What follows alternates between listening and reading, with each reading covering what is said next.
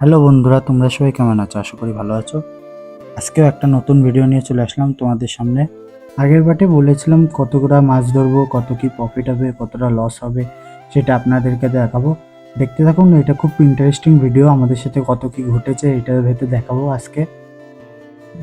এখন প্রায় ভোর 4টে বাজে।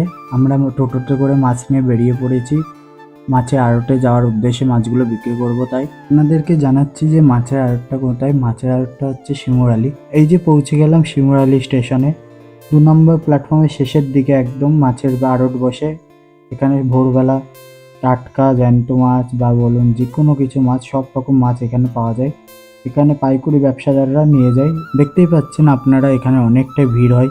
এই আড়তে নানান জায়গা থেকে মানুষ আসে মাছ বিক্রি করতে। আমরা আজকে নিয়ে গেছিলাম মরুলা মাছ আর কটা চারা পোনা। আমাদের মাছটা ওজন করে বিক্রি করে দিল ওনারাই।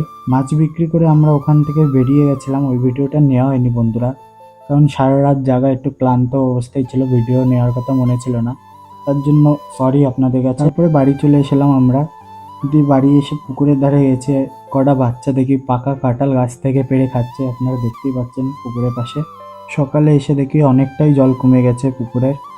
তারপরে আবার জাল টানা হচ্ছিল। অনেকটাই মাছ আমরা একবারে ধরতে পারিনি, আবার ধরা হচ্ছিল ওখানে। বন্ধুরা, এবার আপনাদেরকে বলছি আমাদের কত টাকা প্রফিট হলো। আমাদের টোটাল মাছ হয়েছিল মৌরলা মাছ 31 কিলো আর পোনা মাছ হয়েছিল 19 কিলো।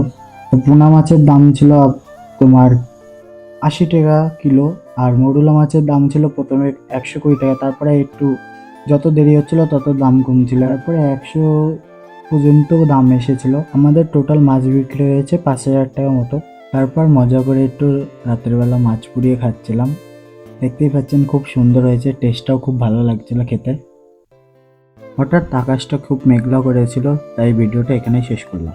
আপনাদের যদি ভিডিওটা ভালো লেগে থাকে পেজটাকে ফলো করে রেখে দেবেন, লাইক কমেন্ট শেয়ার করে দেবেন, আর ইউটিউব থেকে হলে ইউটিউবের চ্যানেলটা সাবস্ক্রাইব করে রেখে দেবেন।